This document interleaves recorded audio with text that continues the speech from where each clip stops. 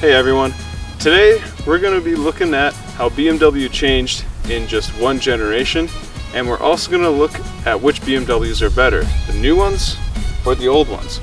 Now to answer this question, we're going to be using a 2008 650i with a manual transmission, and we're also going to be using a 2001 740i M Sport. Now this isn't really a head-to-head matchup. It's more about looking whether or not BMW has stayed true to their roots of combining luxury, modest power, and good handling. If you want to see full reviews of these vehicles, I'll leave links to them in the description below.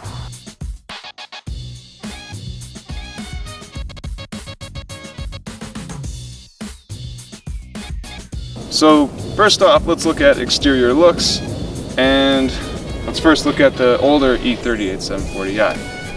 Now it's really easy to see why the E38 is adored by enthusiasts just based off the looks. I mean, it looks sleek, it looks timeless, and it's got this really nice conservative design to it. Now granted, this is the M Sport, so it does receive a few extra styling cues.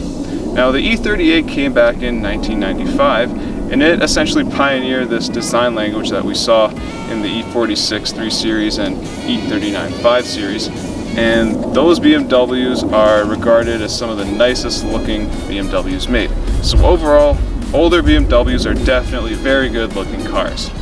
Moving on to the newer 650i, the E64 650i is part of the Chris Bangle designed BMWs. Now these Bangle BMWs came out back in 2001, starting with the E65 7 Series. And when that 7 Series came out, it wasn't really met with the warm welcome that BMW was expecting. Enthusiasts were used to more of the conservative styling of the 80s and 90s, and this was definitely far from that. It was meant to be bold and in your face.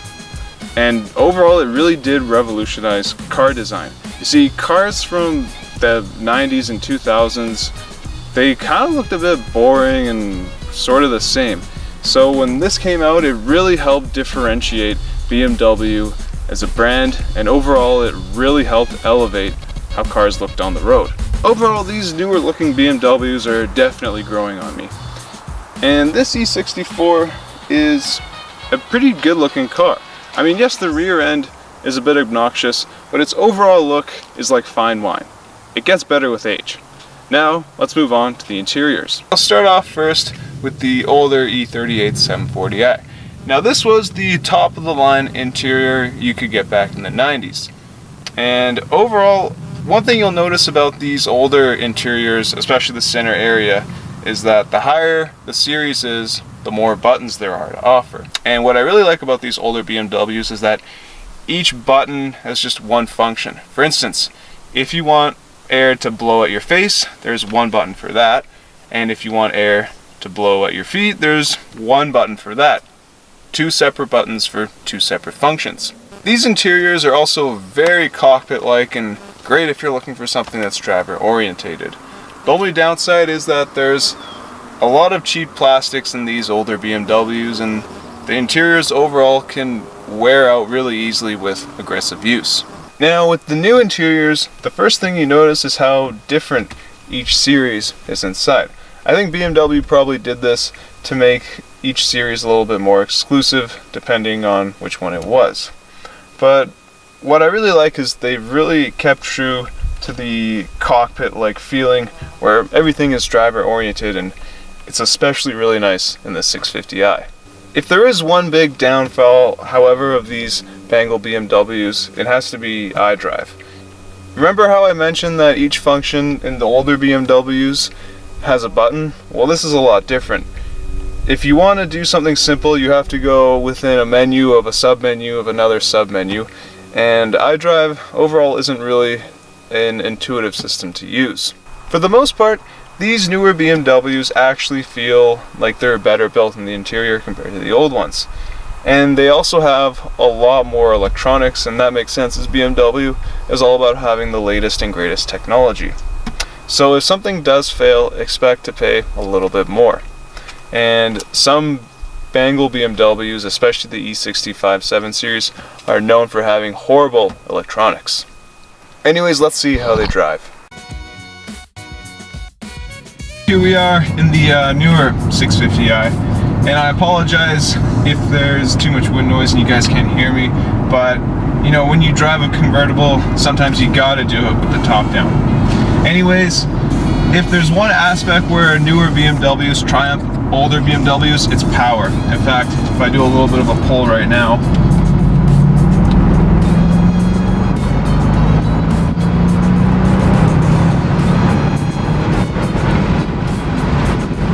oh man, you can definitely feel it. And it's really smooth as well.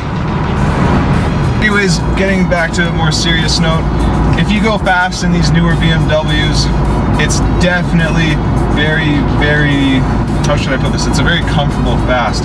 There's going to be no hesitation whatsoever. The car is just going to go and it's not going to feel uncomfortable.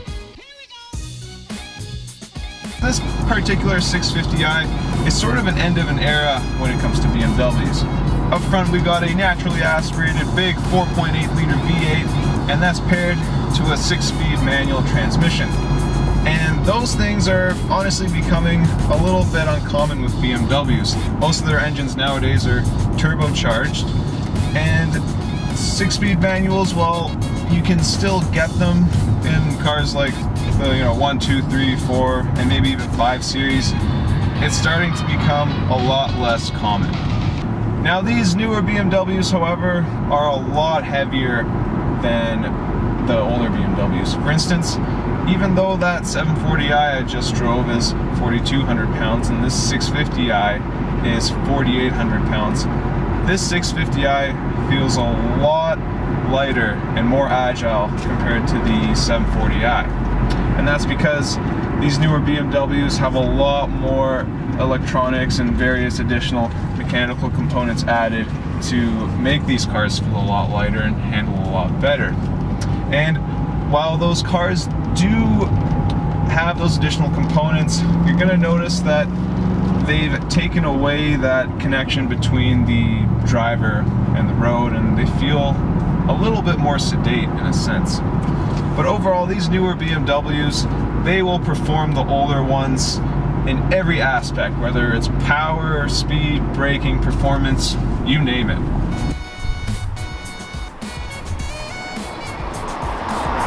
Alright, so what's it like to drive the older BMWs? Well, I've been pretty lucky to get the opportunity to drive the E46 3 Series, E39 5 Series, and E53 X5. It's one thing that all those cars have in common. It's that they have fairly direct and communicative steering. And also, what's really interesting is that all those 90s BMWs I just mentioned, there was at least one trim that offered a manual transmission. For instance, the 3.0i X5 at the time could be purchased in a manual transmission. And also there was some models like the 728i and the 730i that you could also get in a manual transmission as well. I mean, just imagine the thought of today's 7 Series having a manual transmission. That would be crazy. If it's one thing that these 90s BMWs have in common, it's that you have to get close to redline if you want to get max power.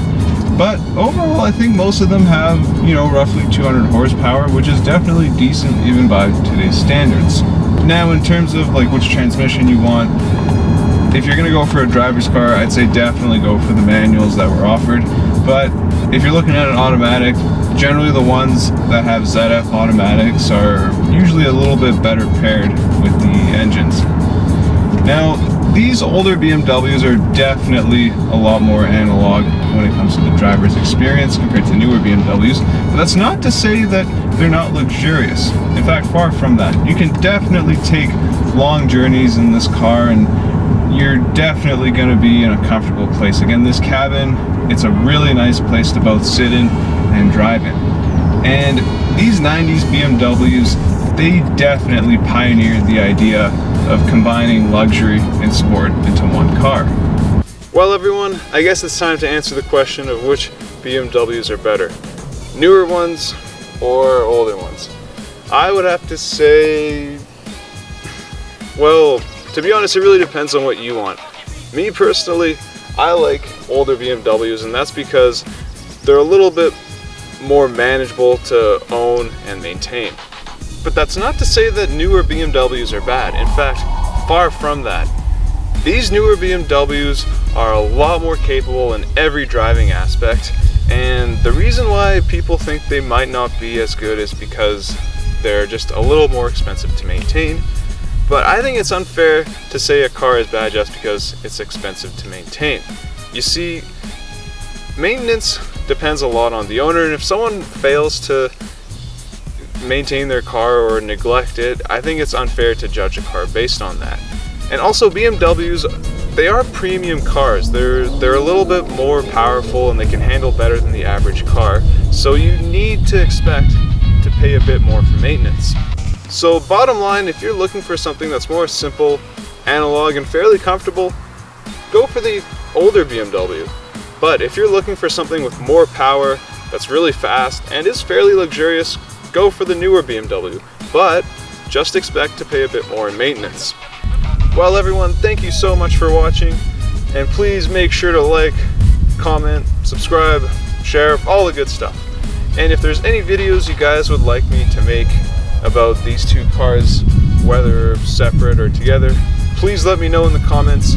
And as always, I'll see you in the next video.